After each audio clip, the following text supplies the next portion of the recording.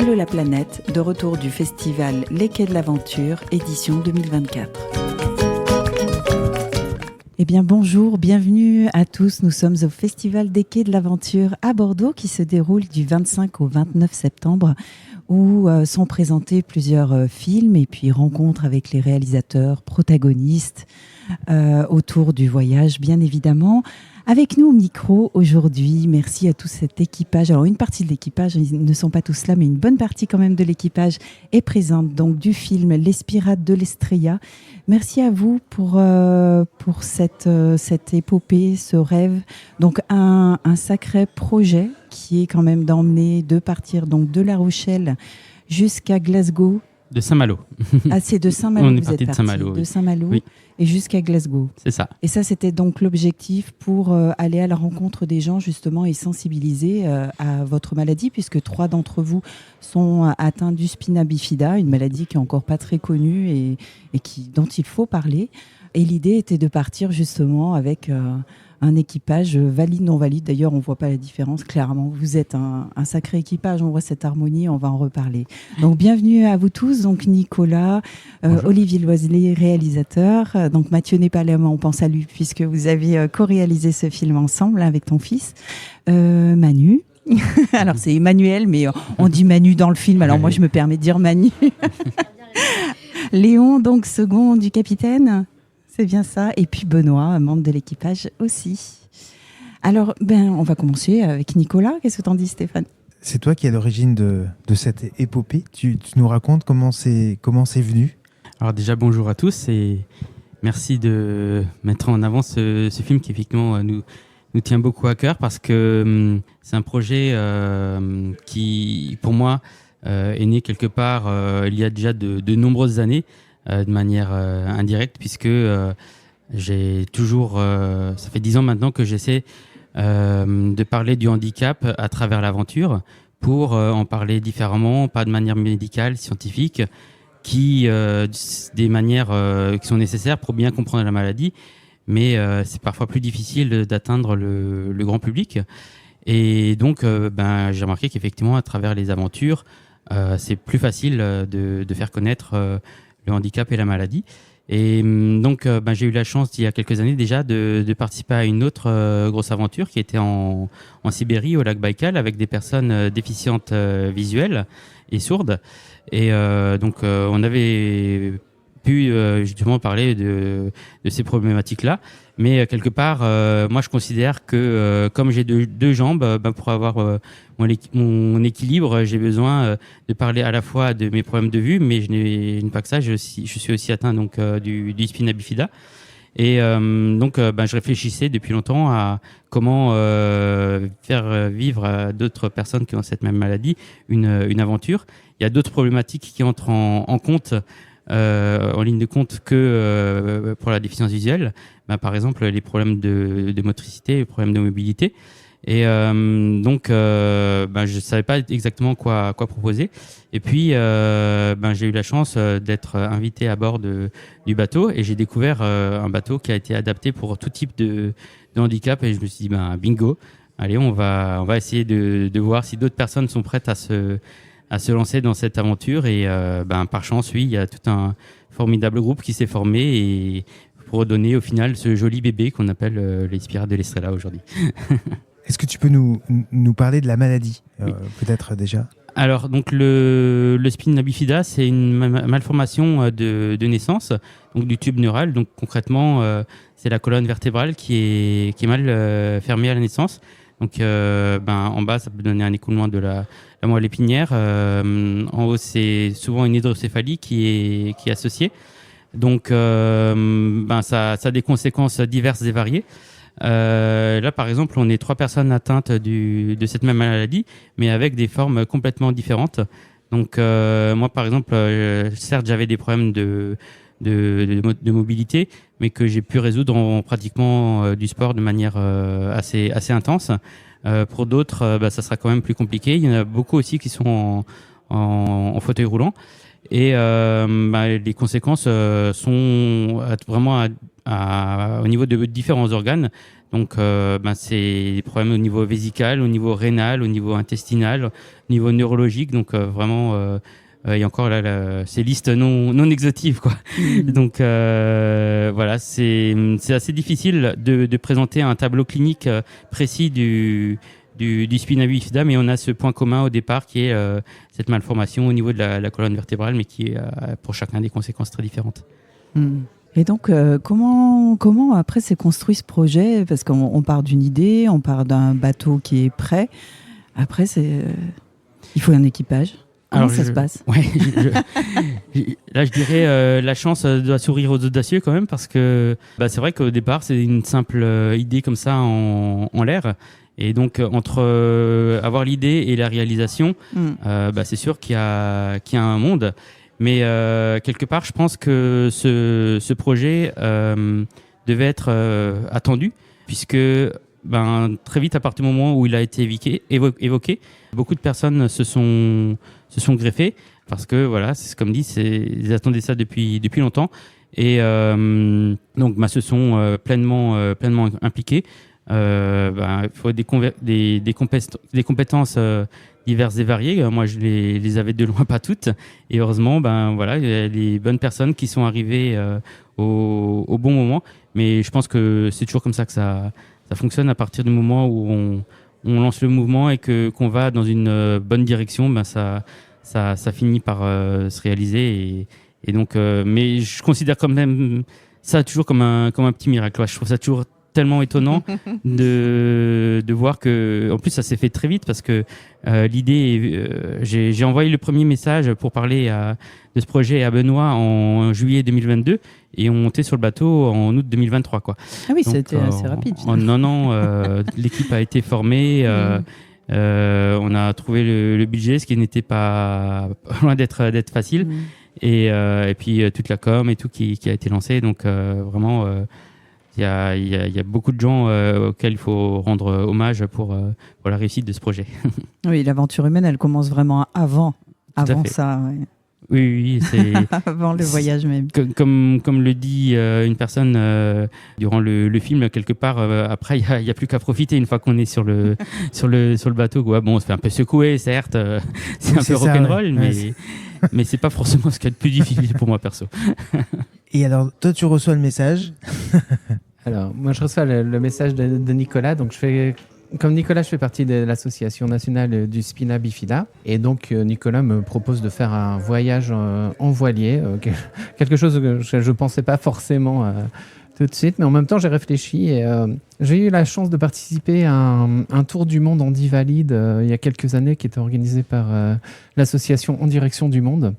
Donc, En Direction du Monde, c'est Perrine Abélé qui avait fait le tour du monde et qui était rejointe dans chaque pays par un binôme d'une personne valide et d'une personne handicapée. Et donc, j'ai eu la chance d'aller au Rwanda dans ce cadre-là. Et je me suis rendu compte que l'aventure, c'était une bonne façon de parler indirectement du handicap. Et c'est vrai que notre maladie, une maladie rare, n'est pas assez connue. Et surtout, c'est une maladie où il y a une bonne prévention. En fait, c'est une malformation congénitale. Et on sait depuis 30 ans que dans 70% des cas, c'est dû à un déficit en une certaine vitamine pendant la grossesse. Et donc, il faut que les femmes qui désirent avoir un enfant prennent une supplémentation en acide folique. Et donc, il faut parler de cette maladie, il faut parler de la prévention. Et donc, c'était une très bonne idée de faire ce voyage en voilier. Après, c'était qu'une idée, donc il fallait tout mettre en place. Donc, on a un peu réfléchi avec Nicolas, on a contacté des personnes pour constituer l'équipage. Et donc, j'ai contacté Léon, qui était donc le second sur le bateau. Léon qui avait déjà fait pas mal de voile, pas mal de surf. Et Léon est en fait aussi mon neveu. Donc c'était vraiment une belle aventure aussi familiale. Et finalement, avec mon handicap, j'ai été beaucoup bloqué pour faire beaucoup d'activités avec les membres de ma famille. Donc là, c'était vraiment quelque chose de vraiment sympa. Et puis j'ai contacté aussi Manu, que je connaissais aussi avec l'association, et Manu qui adore la voile, mais qui n'en avait jamais vraiment fait et qui a vraiment sauté de joie quand on lui a proposé ce projet. Et puis on avait aussi donc il y a vraiment eu toute une équipe qui s'est créée assez rapidement, et tout le monde a apporté ses compétences, et tout ça a bien cristallisé. On a fait un super projet. Et donc il y avait Olivier qui est gérant de la société Aeropix, une société de production audiovisuelle, qui nous a bien aidé à coordonner tout le projet, et puis qui a réalisé le film, et, avec son fils Mathieu, qui aussi a un spina bifida. Voilà. On a trouvé après une vidéaste, on a trouvé un infirmier, parce qu'évidemment la première question, quand on disait à notre entourage, mais vous allez partir comme ça sur un bateau, vous n'avez pas peur d'avoir des problèmes de santé, donc on a bien anticipé les choses. Et on a trouvé également, qui j'oublie, Olivia, évidemment. Olivia qui a créé l'association Estrella, et qui gère ce formidable voilier de 60 pieds qui est adapté aux personnes handicapées. On est tous partis, voilà. Et peut-être que Manu, tu peux... Oui, Manu, je crois que tu dis dans le film que tu aimes l'eau, la mer, tu l'aimes, et tu voulais aller au-delà, qu'on ne voit plus le rivage. Ouais, c'est ça. Alors, en fait, je vais préciser que Benoît, quand il m'a appelé, tout d'abord, c'était en tant que remplaçante, moi, sur cette aventure. Ah oui. Oui, c'est ça qu'on n'a pas précisé, c'est que normalement j'étais remplaçante, c'est parce qu'ils avaient tellement bien anticipé les choses que effectivement, quand on est porteuse ou porteur d'un spina, il peut à tout moment nous arriver un pépin de santé, pour toutes les raisons que Nico a expliquées aussi précédemment. Et donc moi j'étais remplaçante, donc je me tenais dans les starting blocks éventuels pour l'été qui suivait. Mais j'ai quand même participé en amont à toutes les activités de préparation, et notamment à ce voyage à La Rochelle. Et quand Benoît m'a appelée, effectivement, j'ai sauté de joie, parce que je suis une amoureuse de la mer, de l'eau en général, mais de la mer plus particulièrement. Et il s'avère en plus que quelques mois avant, j'avais eu 40 ans, et que pour mes 40 ans, j'avais demandé... une cagnotte pour partir en mer, mais je savais pas sous quelle forme je voulais. Ah oui, non, mais c'est un concours de circonstances incroyable. Je voulais aller en mer, ne plus voir la terre. J'avais dit ça à mon entourage. Je ne veux plus voir la terre. Je sais pas encore quelle forme ça va prendre. Et quelques mois après, Benoît m'appelle et me demande si je veux être remplaçante. Alors, je saute de joie, et après je me dis bon, Manu, détends-toi, tu seras remplaçante. Et on fait ce week-end d'essai à La Rochelle tous ensemble. Et puis à l'issue de ce week-end, en fait, Olivia, donc qui est la responsable du bateau et de l'association Estrella, me dit tu peux embarquer avec nous si tu veux cet été. Donc le rêve, l'espoir se transformait en réalité.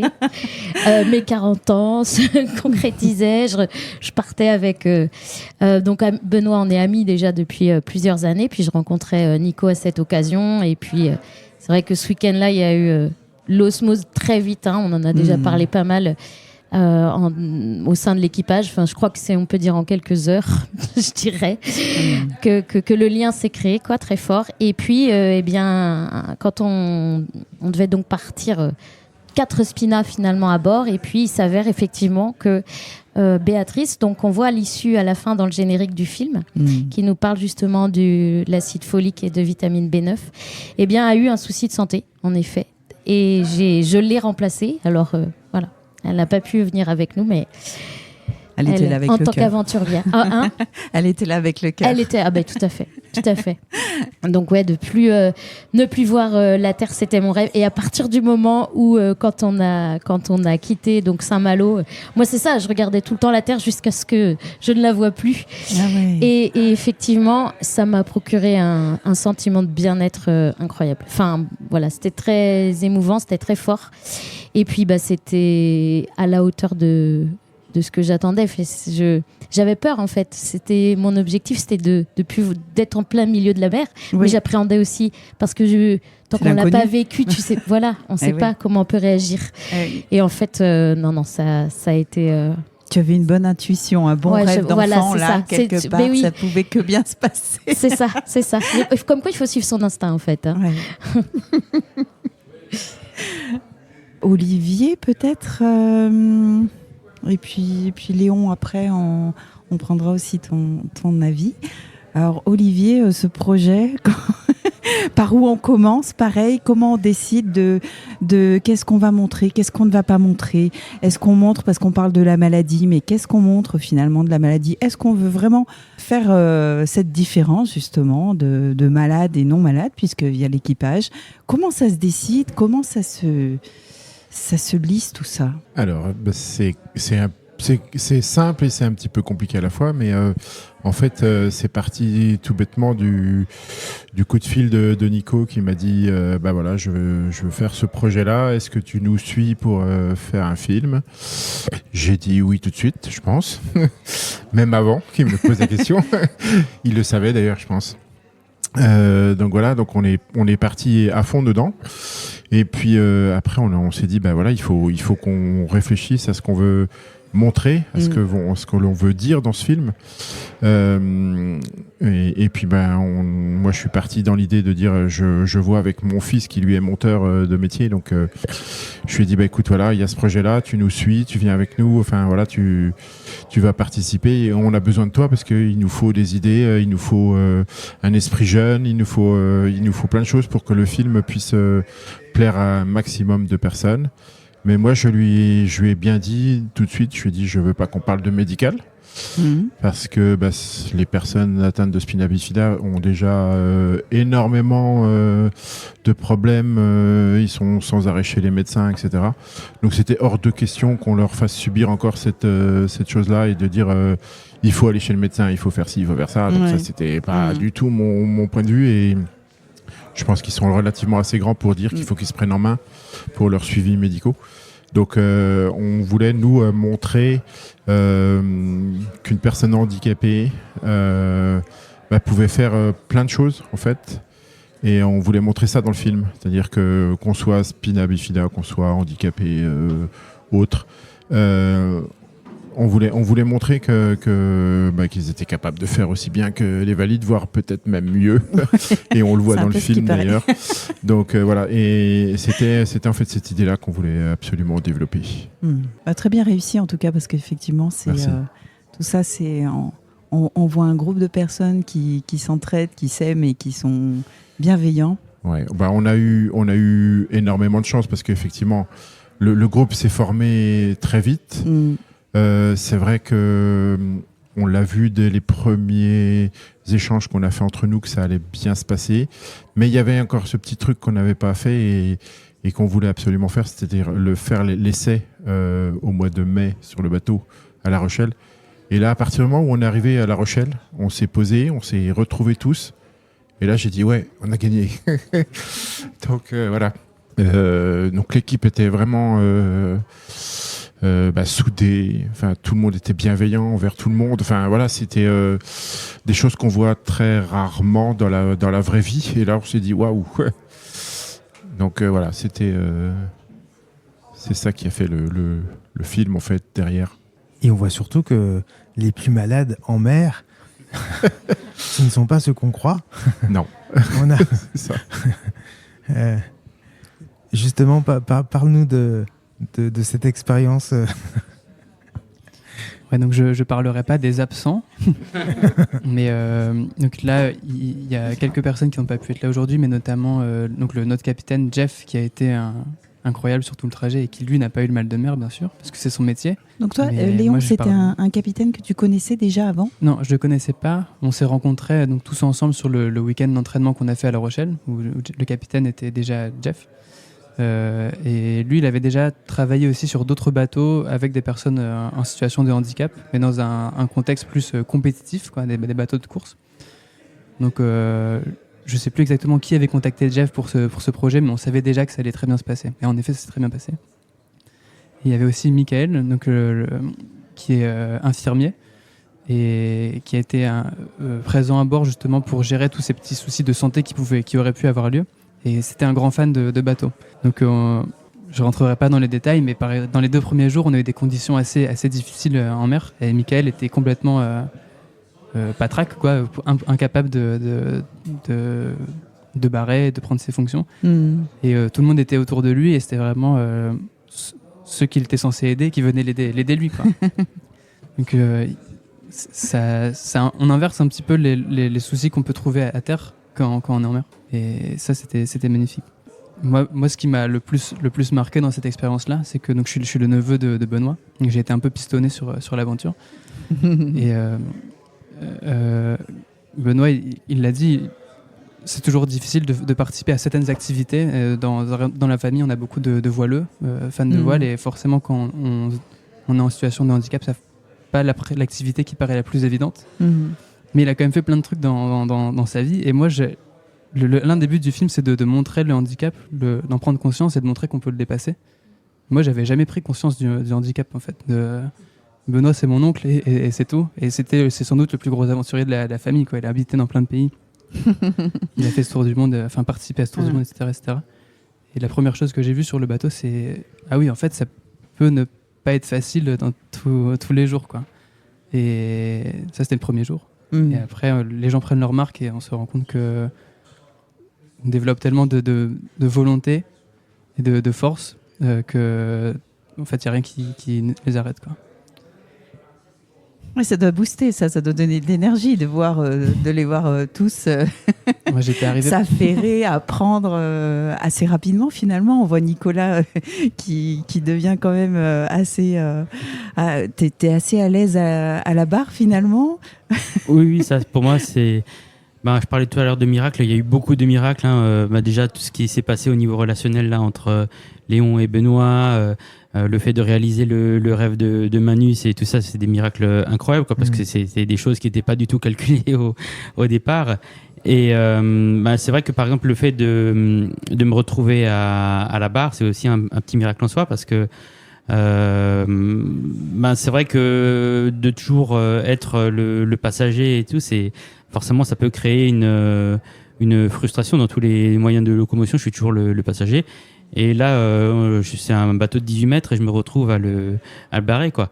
Et donc je pense c'est le genre de choses qui nous servent à tous, quoi, parce que on est tous redescendus de ce bateau en se rendant compte qu'on avait des capacités qu'on soupçonnait pas.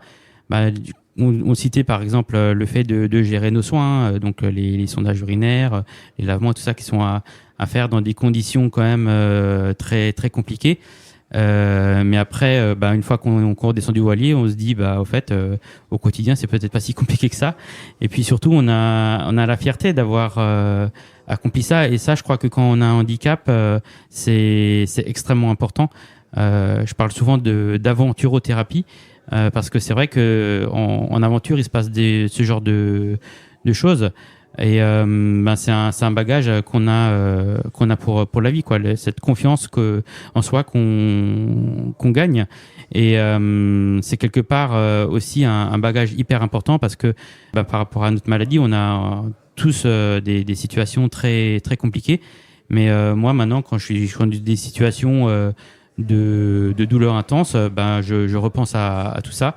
Et c'est ma petite méditation à moi pour oublier la circonstance dans laquelle je me trouve. Je me replonge dans ces souvenirs. Et auparavant, quand j'étais gamin, que je pouvais me retrouver à l'hôpital, des fois je me posais la question, mais pourquoi se battre, quoi? Parce que de toute façon, une fois que tu sortiras de l'hôpital, tu retrouveras ton quotidien où tu es un peu enfermé dans la bulle du handicap. Donc pourquoi se faire chier à se battre, quoi? Et puis maintenant, à chaque fois que je suis dans une situation compliquée, je sais que une fois que celle-ci sera passée, j'aurai de nouvelles opportunités de vivre des choses qui sont incroyables. Et quelque part maintenant, donc moi je suis devenu malvoyant suite à une erreur médicale, et je dis souvent que ça m'a pris la vue, mais ça m'a ouvert les yeux sur le monde, parce que c'est vrai que quand on a dû surmonter ce genre de choses, après coup, une fois qu'on a réussi à franchir le cap, on a une énergie, une soif de vivre qui est incommensurable. Et là, quelque part, ça nous permet de nous rendre compte que la vie, ça se résume pas à métro boulot dodo, quoi. Et donc, c'est vrai que de ressortir du voilier avec ce genre de bagage, ça change des vies. Et je suis toujours ultra ému quand je pense à 10 ans où je vivais très, très enfermé chez moi, très reclus. Et puis maintenant, je me rends compte que j'ai pu être à l'instigation d'un projet qui a changé la vie d'autres personnes. Je me dis waouh, quoi, c'est complètement fou. Donc c'est vraiment mon plus grand bonheur dans ce projet, c'est de voir d'une part, il y a la communication qui est faite autour pour le grand public, mais je suis aussi tellement heureux quand je vois les conséquences positives que ça a pu avoir sur la vie des personnes qui sont montées avec nous, quoi. C'est extraordinaire. Et puis, à la barre d'un bateau, quand on est non-voyant et que personne ne branche... D'ailleurs, j'ai une petite... Personne n'a rien dit, hein, tout le monde a confiance. J'ai une petite anecdote. Il y a quand même une petite anecdote pendant le film. On l'a pas mis dans le film, mais à un moment donné, Nico est à la barre et il y a Olivia, la responsable du bateau, qui prévient tout le monde que le bigleux était à la barre. Donc de bien faire attention. Donc c'était assez gentil et c'était très marrant dans tout ça. Et alors je citerai pas j'ai fait plusieurs voyages dessus et je ne citerai pas sur lequel pour ne mettre personne dans l'embarras. Mais c'est arrivé aussi qu'un jour je sois à la barre et puis je me rends compte qu'en fait tout le monde était en train de dormir. Donc il me faisait tellement confiance que... Alors il dit non, là j'ai sonné la Lali et quelqu'un s'il vous plaît pour surveiller l'horizon quand même là. Bon, ça montre la confiance, mais voilà, faut pas faire une confiance aveugle. Mais alors vous aviez, il y avait une tablette avec qui est faite pour les malvoyants, enfin un logiciel qui est fait pour les malvoyants. Alors ça aussi c'est assez extraordinaire parce que il y a effectivement cette tablette, mais il y a différentes possibilités de naviguer quand on voit mal ou qu'on voit pas. Ça peut aussi être en se fiant uniquement aux sensations au niveau du vent. N'étant pas aveugle complet, je pense que j'ai moins intégré ce genre de concept et donc c'est vrai que je préfère quand il y a un outil qui me confirme que je suis dans le bon. Donc effectivement, il y a cette application Saranav qui me donne le cap, la vitesse, tout ça. Et donc ça devient assez facile, ça devient un jeu d'enfant. Et encore une nouvelle anecdote qui m'avait bien fait rire, parce qu'il y avait des conditions dans lesquelles l'application avait un peu de mal à suivre. Et donc le capitaine Jeff, très ingénieux, il a simplement mis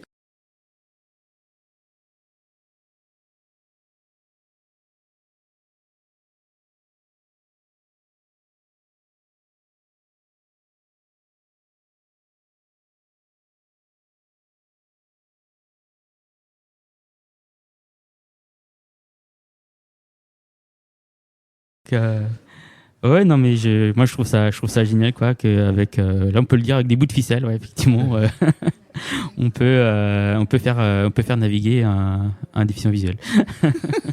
C'est bien, vous êtes dans la lignée de Yann Kenney avec son baluchon. Léon, au niveau de l'embarcation, donc toi tu avais déjà voyagé en bateau avant. Qu'est-ce que tu avais fait ? Donc moi, j'ai beaucoup navigué, mais sur des beaucoup plus petits bateaux, sur des dériveurs, des petits catamarans, et je suis moniteur de planche à voile. Donc c'est très très différent quand même par rapport à un voilier de 60 pieds. C'est pas du tout la même échelle. Mais j'avais un peu navigué avec des amis sur un trajet similaire à celui qu'on a fait donc l'été dernier. J'avais déjà navigué entre Brest et les îles Scilly, au large de la Cornouaille. Et donc c'est pour ça que Benoît a pensé que je pourrais être d'une certaine aide pour le trajet qu'on faisait, parce qu'on empruntait un peu le même trajet. Et j'étais un petit peu stressé avant d'arriver parce que je suis pas marin de formation, quoi. Mais j'ai adoré l'expérience d'enseigner les bases de la navigation à des gens qui avaient soit jamais navigué, soit qui avaient passé quelques heures sur un bateau. Et justement, pour rebondir sur ce que disait Nico sur la navigation à la sensation un petit peu, en fait, il se trouve qu'il barrait en général mieux quand il n'écoutait pas ce qu'on lui disait dans l'oreillette, quoi. Parce qu'en intégrant un peu comment bouge le bateau, comment on ressent le vent sur son visage, on est aussi capable d'avoir des sensations. Et on s'est un peu tous prêtés au jeu et essayé de barrer les yeux fermés. Et c'était pas le même résultat, en fait. Ah oui. Et pour toi, Manu, c'était quelque chose que tu aimais bien faire ? Est-ce qu'il y avait quelque chose d'ailleurs, peut-être, parce qu'on sent qu'il y a tout un rituel quand même à mettre en place au sein de l'équipage et différentes tâches. Alors toi, est-ce qu'il y avait une tâche en particulier que tu préférais ou une autre au contraire, tu y allais un peu à reculons quand même? Moi, je crois que j'ai un peu tout aimé. Je crois que ça se voit dans le film. J'ai tout aimé, mais effectivement, un équipage, c'est un peu une fourmilière, quoi. On a tous et toutes, chacun un rôle, mais plusieurs rôles, parce qu'en fait l'idée c'était aussi de s'essayer un peu à tous les postes et aussi dans le carré, en fait, dans la vie quotidienne, parce qu'effectivement dans un bateau avec un équipage, on mange tous les jours, on fait la vaisselle 3 fois par jour, et puis il y a toutes les manœuvres du bateau qu'on doit faire et qu'on acquiert petit à petit. Alors évidemment, moi j'ai adoré ça, j'ai adoré apprendre à naviguer. D'ailleurs Léon, il est dans sa grande modestie, il dit d'une certaine aide, mais moi je transforme en disant d'une aide certaine, parce que en plus d'avoir des connaissances, il est extrêmement pédagogue. Et il m'a beaucoup appris et je le remercie. Et effectivement, alors moi j'avais, comme disait Léon, que quelques heures au compteur de voile, c'est-à-dire que je connaissais pas trop les manœuvres et les termes aussi. Et les termes. Mais c'est ça, tout un vocabulaire à acquérir. Exactement. Ah non, mais oui, c'est ça. Alors, tirer, hisser, abattre, lofer. Mais effectivement, tout ça c'est un nouvel apprentissage, un nouveau monde. Mais moi j'ai adoré ça, apprendre. J'aime bien apprendre en général de toute façon, mais là, dans la navigation, les manœuvres avec le bon geste. Alors en plus, c'est un grand bateau, quoi. Donc ça peut être dangereux. Chacune des manœuvres peut être à risque. Donc il faut faire attention. On met pas ses mains n'importe où quand on est sur le winch, quand on fait des manœuvres, parce que on peut y laisser un doigt au minimum. Ouais. Donc non, mais voilà. Et la vie quotidienne, les manœuvres, c'était passionnant, très riche. C'est vrai, de transmettre, c'est pas quelque chose d'évident, et toi tu t'y retrouvais visiblement aussi. Oui, moi j'ai adoré ça, et c'était un peu mon rôle aussi sur le bateau, quoi, parce que en tant que second, je devais aider le capitaine dans toutes les manœuvres un peu qui nécessitaient plus d'expertise. Mais au quotidien, c'était surtout aider tout le monde, un peu comprendre un peu mieux ce qu'il faisait sur ce bateau, comprendre comment on faisait certaines manœuvres, comment on naviguait la nuit, comment on faisait attention aux éléments de la mer, etc. etc. Donc c'était surtout ça mon rôle à bord, quoi. Essayer de transmettre un peu maigre expérience que j'ai, et de voir que quelqu'un part de zéro à être capable de manœuvrer un bateau quasiment tout seul, un bateau de cette taille-là, en plus, c'est vraiment hyper satisfaisant, quoi, à la fin de la semaine. Ouais, c'est chouette, ils ont été bons élèves. Moi, j'ai un souvenir, justement, la première nuit de navigation où Léon était mon capitaine de quart, et il m'a appris à barrer avec les étoiles. Mais vous vous rendez compte, c'est juste magique, parce que en fait la nuit on voit pas, on se retrouve un peu comme Nico à la barre, il fait nuit, mais en fait on a toujours des éléments, les éléments naturels sur lesquels on peut s'appuyer pour barrer, et Léon il m'a appris par exemple à regarder une étoile et la mettre dans un auban, la repérer par rapport au banc. T'as vu, j'ai bien retenu tes leçons, et ça j'y pense super souvent. Et on voit pas d'autres bateaux, parce qu'on se dit que il y a un itinéraire important, notamment de transporteurs de marchandises. On n'en voit pas. C'était une volonté, c'est parce que vous en avez pas vu sur votre. Alors moi, il y a vraiment quelque chose qui m'a vraiment fait rêver. C'est que quand on est sur un bateau au milieu de la mer, on voit l'horizon à 360 degrés et on voit rien autour. Et on était là, 8 personnes au milieu de nulle part. Alors des bateaux, on en a croisé. Alors on a traversé donc les gros porte-containers sont obligés de suivre toujours la même route. Donc on a traversé le fameux rail de Ouessant. Ouais. Donc, alors, quand on regarde sur une carte, on a l'impression qu'il y a plein de bateaux, mais la mer, c'est immense. Du coup, on n'en croise pas tant que ça. D'accord.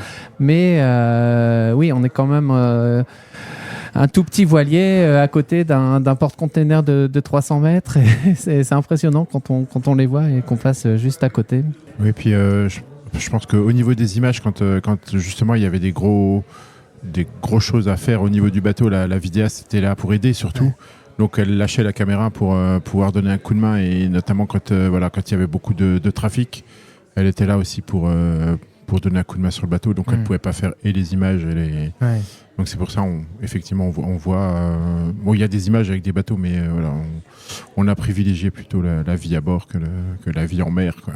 D'accord. Et puis c'est vrai qu'on montre dans le film des images on a l'impression que tout se passe bien. Il n'y a pas eu beaucoup d'accros, mais sur ce sujet de croiser d'autres bateaux, j'ai eu de la chance, c'était pas pendant mon quart, mais il me semble qu'il y a une nuit où on est passé un peu trop près d'un autre bateau quand même, qu'on n'avait pas forcément bien repéré, et on a dû faire une petite manœuvre d'urgence pour pas finir au milieu de la mer d'Irlande, quoi. Ah oui. Donc, des fois, on croise des bateaux quand même. T'étais à la barre ce soir-là? Non, j'étais pas loin, mais j'étais pas là-bas. mais après, ça a donné une autre... situation assez amusante, parce que bon, forcément après ça y a un petit coup de stress quand même. Ouais. Et suite à ça je sais plus qui mais quelqu'un qui a réveillé le capitaine en craignant d'être dans la même situation, et là, il s'est trouvé que le bateau qui était au loin s'appelait la Lune. C'était la Lune qui se reflétait sur l'eau. Ah oui.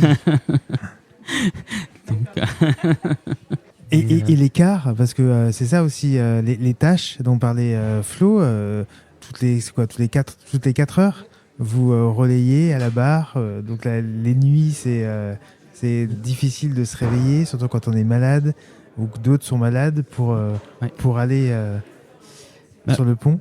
Par rapport à ça, il y a une organisation qui s'est faite de façon assez naturelle, mais comme on tenait effectivement à ce que ça soit pas une croisière et qu'on vive vraiment la vie de marin, effectivement, on faisait aussi tous les quarts de nuit, qu'on soit en situation de handicap ou pas. Alors le rôle n'était pas forcément toujours les mêmes, hein. Moi évidemment de nuit par moment j'étais plus là pour on va dire être une sorte de soutien moral, quoi, mais c'est important aussi, parce que dans le noir complet par moment je pouvais difficilement faire des manœuvres, mais le fait déjà d'avoir une présence, le fait de discuter avec quelqu'un, quand il est 3h du matin, c'est déjà extrêmement important, quoi, parce que l'endormissement n'est jamais loin, quoi. Et donc ça c'est comme pour tout, comme tout le monde avait cette volonté que tout se passe bien. S'il y avait une personne qui était malade, le remplacement se faisait de manière automatique, et puis après la contrepartie se faisait de manière tout aussi automatique, et puis on a vite compris qui préférait telle ou telle tâche du quotidien, et puis du coup on a été complémentaires pour ça, quoi. Sans souci. Finalement, ça se faisait assez naturellement, quoi. Ouais, c'était du bon sens, vous vous connaissiez, et puis vous saviez que s'il y en a un qui ne pouvait pas assurer à ce moment-là, c'était évident pour vous d'y aller, etc., quoi. Oui. C'était à l'image l'image de la cohésion qu'il y a eu. Oui. En fait, la cohésion, elle a été humaine, mais elle a été aussi pragmatique, j'ai envie de dire. Dans l'organisation au naturel, ça s'est fait très vite, quoi. Sur la répartition, l'entraide, la solidarité. De toute façon, on a bien conscience que si à tel moment on peut pas, il y a une personne qui peut pas assurer, le lendemain ça peut être soi, quoi. Donc on est aussi bien content le lendemain quand l'autre personne qui va mieux va nous remplacer, hein. Le mal de mer, personne n'est à l'abri, hein. Donc là forcément ça rend humble aussi. C'est ça qui est chouette aussi, la mer, c'est que ça rend très très humble, quoi. Personne n'est plus fort que la mer. Ouais, juste pour terminer sur les répartitions des tâches, en fait, moi, ma mobilité est quand même beaucoup plus restreinte que celle de Manu et Nico. Donc, par exemple, moi, je pouvais pas faire tout ce qui était manœuvre à l'avant du bateau. Je pouvais pas aller à l'avant du bateau. Mais on était vraiment une équipe et il y avait plein de tâches. On s'est réparti les tâches. Et moi, par exemple, j'ai contacté les associations en Irlande et en Écosse, puisqu'il se fait que je suis traducteur. Donc, j'avais plus de facilité pour les contacter, et puis en plus je les connaissais déjà avec mes activités au sein de l'association, donc finalement tout le monde a vraiment participé au succès du projet, même si tout le monde ne pouvait pas tirer avec force sur tous les câbles. Les écoutes. Les bouts, pardon, les câbles. Comme tu disais, Benoît, à un moment, tu as dit tout le monde ne peut pas tout faire, mais tout le monde fait. Et moi, j'avais adoré cette phrase. J'avais trouvé ça très juste. Et voilà, je voulais insister aussi sur la complémentarité de notre équipe, quoi. En plus de tout ça, on était très complémentaires. Oui, puis il y avait l'air d'y avoir une bonne humeur quand même. On sentait bien ça. Un peu. Non, moi je m'ennuyais, ça se voit pas. Manu, elle a le sourire quasiment tout le temps. Juste pour préciser, il y a certaines images qui ne sont pas dans le film. Dans quel sens? Quand ça s'embrouille? Non, c'est surtout la partie guitare, par exemple. Ah oui, d'accord. Voilà, on a coupé. Ok. Non, on sent qu'il y a une bonne ambiance, mais sur un bateau, quand on est 8, il y a peut-être des frictions, des choses qui peuvent arriver. Et vous, on ne le sent pas du tout sur cette aventure? Non, on a déjà eu la question justement d'un marin qui nous a dit comment vous avez fait pour que les égos soient tous, qu'il n'y ait pas d'égos justement, que personne ne prenne le dessus sur. Voilà, c'était la force de l'équipe qu'on a réussi à mettre en place, et personne n'a pris le dessus sur personne, et tout le monde était à égalité sur le bateau. Donc c'est ça et ça apparemment c'est ce qui surprend beaucoup de monde. C'est bien ça. Ouais, je pense aussi qu'on avait tous un objectif commun, c'était de faire parler notre maladie. Donc on a tous embarqué dans cet objectif-là, et on voulait tous que ça réussisse. Voilà. Et d'ailleurs, en parlant de ça, donc cette halte à Dublin, comment ça s'est passé pour vous, le fait d'aller en parler, rencontrer d'autres personnes, vous avez touché d'autres personnes, Comment vous l'avez ressenti justement cette halte à Dublin? La halte à Dublin, et moi j'ai pas pu participer à celle de Glasgow, mais quand on est arrivé là-bas, on a senti qu'il y avait une vraie attente de personnes qui pouvaient être parfois surprises de nous voir débarquer de cette manière par bateau.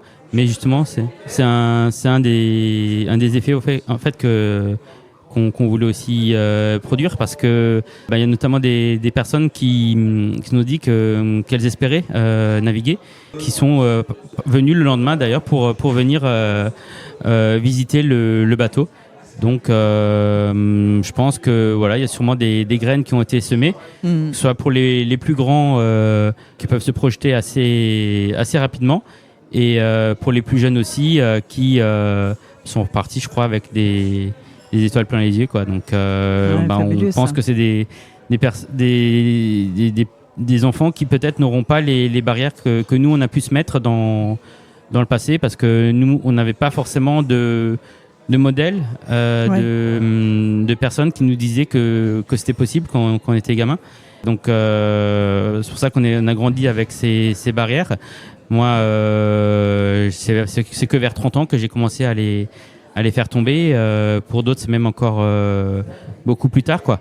Et donc, si ces enfants-là peuvent entrer dans l'âge adulte en sachant qu'ils peuvent vivre ce genre de choses, franchement, c'est juste super, quoi. Ouais, bravo encore. Stéphane, tu avais encore une dernière question? Je voulais savoir où est-ce qu'on pourrait voir ce film, dans quel festival, les prochaines dates? Alors les prochaines dates, on a une diffusion qui va être à Rennes, et donc Rennes est assez important puisque c'est là qu'est le centre Spina Bifida, le centre de rééducation, etc. Donc il y a beaucoup de médecins là-bas qui sont formés pour le spina bifida et qui vont être très certainement intéressés par le film. Donc voilà, et on a également une séance qui est prévue sur Dijon. Et on est en contact avec le Festival de Bruxelles pour l'instant, qui lui est intéressé, mais par le 26 minutes qui va sortir d'ici la fin du mois, là, normalement. Ouais. Je connais très bien la coordinatrice du festival de Joyeuse Escale en Ardèche. Je vous donnerai ses coordonnées pour postuler. Ok. Et en plus de ça, on a mis en place un système d'ambassadeurs. Donc en fait, pas mal de personnes qui sont atteintes du spina bifida qui s'impliquent autour de nous pour aller proposer le film dans leur région, dans leur commune. Et donc on a déjà aussi pas mal de pistes à ce niveau-là. Et d'ailleurs, n'importe qui peut devenir ambassadeur de ce projet. Vous pouvez nous contacter si vous avez des salles à nous proposer. Nous, on est bien sûr preneur de toute proposition de projection, quoi. Donc pour nous contacter, il y a le site internet, donc c'est www.spirat.org. Donc pirate c'est comme pirate mais avec un S devant et derrière. Donc spirat.org. Pour la petite anecdote, Spirat c'est un mot valise entre spina et pirate évidemment. Voilà, donc c'était la petite astuce. Et voilà, donc sur le site vous pourrez retrouver toutes nos coordonnées, toutes les futures projections et aussi le Hello Asso, parce que voilà, c'est un projet qui nous tient beaucoup à cœur, mais on ne vit pas que d'amour et d'eau fraîche malheureusement. Et donc il y a la possibilité de faire des dons à partir de là. Et depuis peu aussi, on a des cartes postales qui sont en vente, des cartes postales souvenirs de ce voyage avec des petites phrases inspirantes aussi. Donc n'hésitez pas, faites-vous plaisir utile. Voilà, et faites des dons. Je voulais juste rajouter qu'une des réussites aussi du projet, c'est qu'on a donné envie à d'autres personnes qui ont un spina bifida de naviguer.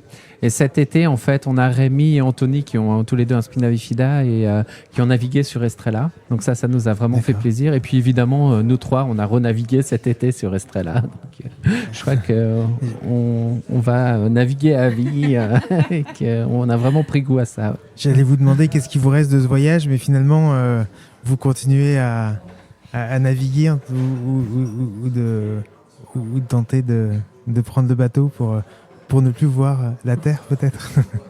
L'aventure en soi, c'est un virus. Une fois qu'on l'a attrapé, c'est difficile de s'en débarrasser. Et ça serait bête d'ailleurs de s'en débarrasser. Oui, ça c'est bien dommage. Pour une fois. J'espère qu'on n'inventera jamais de vaccin contre ça. Mais non, l'aventure, pour moi, c'est un peu sous toutes les formes. Aussi bien en voilier qu'en tandem, qu'en ski, en randonnée. Voilà, il y a une soif inextinguible et je crois que maintenant on est plusieurs à partager cette soif, quoi. Donc là il y a chacun a déjà un peu des choses de prévues de son côté, et puis je pense qu'il y a des choses communes qui vont encore se poursuivre parce que quand on a la chance d'avoir une belle équipe comme ça, il faut pas que ça s'arrête là, quoi. Ça c'est sûr. Ah oui, le lien est là. Eh bien, merci à tous, membres de l'équipage donc de l'Estrella. Nicolas, Olivier, Manu, Léon et Benoît, merci à vous de votre présence, et puis vous serez toujours bienvenus sur Allô la planète quand vous avez un projet justement de départ, que ce soit en bateau ou autre. Un signe, on sera ravis de vous entendre de nouveau. Merci à vous, à bientôt.